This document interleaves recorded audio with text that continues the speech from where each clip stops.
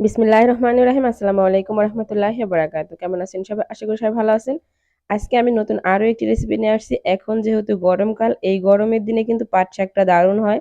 আর এখন পাট শাকটা সিজন বলতে পারেন। তো আমি আজকে পাট শাক দিয়ে ডালের একটা রেসিপি নিয়ে আসছি।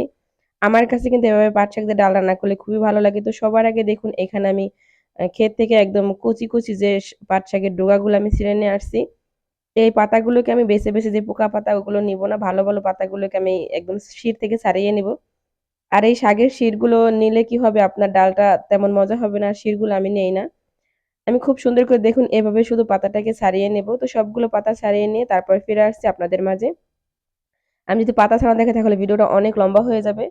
তো তারপরে এখানে আমি নিয়ে নিয়েছি প্রায় ১.৫ কাপ পরিমাণ ডাল। আমি এখানে মসুরির ডাল নিয়েছি। তবে আপনারা চাইলে কিন্তু এই ডাল দিয়ে পাতলা করেও রান্না করতে পারেন। তবে আমি কিন্তু পাতলা টাইপের রান্না করব না। আমি ঘন করে রান্না করব।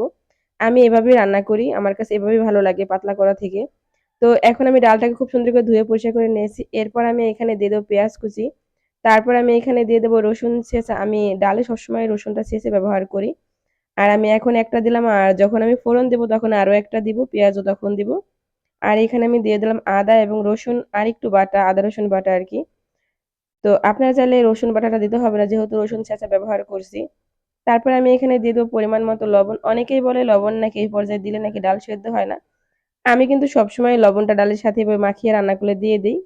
তো আমার ডালটা দেখবেন খুব সুন্দর করে সেদ্ধও হয়ে যায়। তারপরে এখানে আমি দিয়ে দেব জিরার গুঁড়া, ধনিয়ার গুঁড়া এবং হলুদের গুঁড়া। তো আমি এখানে জিরার গুঁড়া, ধনিয়ার গুঁড়া 1/2 চামচ, 1/2 চামচ করে দিয়ে দিয়েছি মসলার যে চামচটা। আর হলুদের গুঁড়া পরিমাণ মতো দিয়েছি। ডালে কিন্তু খুব একটা হলুদ দিতে হয় না। আর শাক দিলে কিন্তু এমনি হলুদ কমে যাবে। এরপর আমি অল্প কিছুটা তেল দিয়ে দিলাম। কারণ আমি আবার লাস্টে ফোড়ন দেব সেজন্য তেল খুব একটা বেশি এখন দিলাম না। তো তেল দিয়ে তারপর খুব সুন্দর করে হাত দিয়ে এটা মাখিয়ে নেব। মাখানোর সময় দেখবেন খুব সুন্দর একটা ফ্লেভার বের হইছে। তো মাখানো শেষ করে তারপরে এখানে আমি পানি দিয়ে দেব। আপনার ডালটা যতটুকু আপনি যতটুকু মানে ঝোল রাখবেন সেই জন্য পানি দিবেন। আমার এই ডালটা ফোটার পর আমি মাখা, মাখা করে রান্না করব। তো এই পানিটুকুই আমার হয়ে যাবে। তারপর এখানে আমি দিয়ে দিলাম কাঁচা পাকা মরিচ মিলিয়ে। আমি কিন্তু মরিচ দেই নাই। আর ঘ্রাণের জন্য আমি এখানে দিয়ে দিলাম আমাদের বরিশালের ভাষায় বোম্বাই মরিচ বলে ওইখান থেকে অর্ধেকটা দিলাম। এই মরিচগুলো খুবই ঘ্রাণ। আর আমার মা অনেক পছন্দ করে ভর্তা মানে এরকম ঘন ডালে বোম্বাই মরিচের ঘ্রাণ। তো তারপর দেখুন বেশি না আমার মনে হয় ডালটা আমি ১০ মিনিট রান্না করিনি। এর ভিতরে দেখি ডালটা ফুটে গেছে। একদম এই ডালটা ভালো ছিল। আরেকটা কথা আমি কিন্তু টিউবওয়েলের পানি দিয়ে রান্না করি ডাল। অনেকেই বলে যে টিউবওয়েলের পানি দিয়ে নাকি ডাল ফুটে না। দেখুন আমার ডালটা কত সুন্দর ফুটে গেছে। তারপরে আমি পাট শাকগুলো এখানে দিয়ে দেব।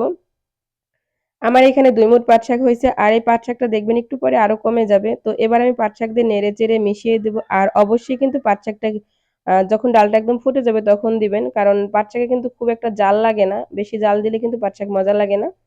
তো কালারটাও ঠিক থাকবে আর আপনার পাট শাক সেদ্ধ হতে সময়ও লাগে না একদমই। তো এখন আমি ঢাকনা দিয়ে ২-৩ মিনিটের মতো রেখে দেব। আর এই দেখুন আমি বলছি না যে একদম ঘন, ঘন করে রান্না করব। মানে ভর্তা টাইপের মতো করে আমি ওইরকম ভাবে রান্না করব।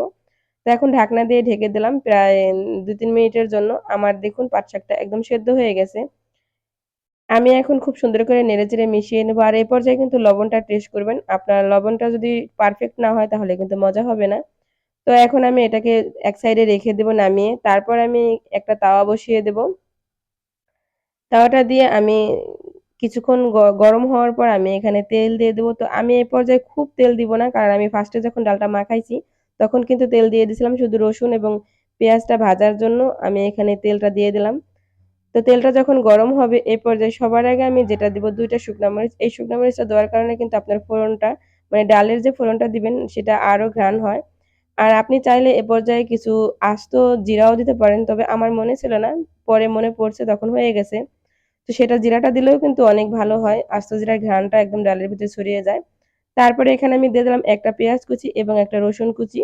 এটা দিয়ে খুব সুন্দর করে একটু ভেজে একদম গোল্ডেন কালার করে ভাজবো। দেখবেন খুব সুন্দর একটা ঘ্রাণ বের হয় রসুন এবং পেঁয়াজ থেকে। যখন আপনার ভাজা হয়ে যাবে আর এই ফোড়নটাই কিন্তু আপনার ডালের স্বাদটা দ্বিগুণ বাড়িয়ে দিবে। তো দেখুন আমার ভাজা হয়ে গেছে। আমি একদম পোড়াবো না। ঠিক এ পর্যায়ে আমি আবারও ডালের কড়াইটা চুলার ভিতরে দিয়ে দেব। চুলার উপরে দিয়ে একটু গরম করে নেব। এরপর আমি ফোড়নটা এখানে ঢেলে দেব।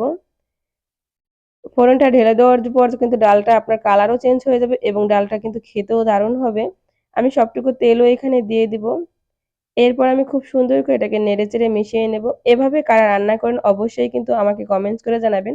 আমি কিন্তু ডাল দিয়ে পাট শাক এভাবেই রান্না করি। আমার কাছে এভাবেই ভালো লাগে এবং আমার বাড়ির সবাই এভাবে পছন্দ করে। এভাবে একবার হলে ট্রাই করতে পারেন ডাল দিয়ে এই মাখা, মাখা করে রান্নাটা।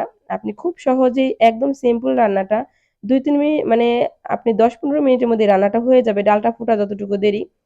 তো ভিডিওটা এই পর্যায়ে যারা আসছেন এখন একটা লাইক দেন নাই প্লিজ আমার চ্যানেলে নতুন হলে সাবস্ক্রাইব করে আমার ভিডিওতে একটা লাইক দিয়ে চ্যানেলের সাথেই থাকবেন। এরকম নিত্য নতুন ভিডিও দেখার জন্য নোটিফিকেশন অন করতে একদমই ভুলবেন না। আর আমার ভিডিও যারা ফেসবুক থেকে তারা অবশ্যই আমার পেজটিকে লাইক, কমেন্ট, শেয়ার করে দিবেন। তো আজকের ভিডিওটা আর লম্বা করব না। আমার ভিডিওটি ভালো লাগলে পরবর্তী ভিডিও দেখার অনুরোধ রইল। তো সবাই ভালো থাকবেন, সুস্থ থাকবেন। আজকের মতো এখানেই বিদায় নেব। আসসালামু আলাইকুম ওয়া রাহমাতুল্লাহি ওয়া বারাকাতুহু। আল্লাহ হাফেজ বন্ধুরা।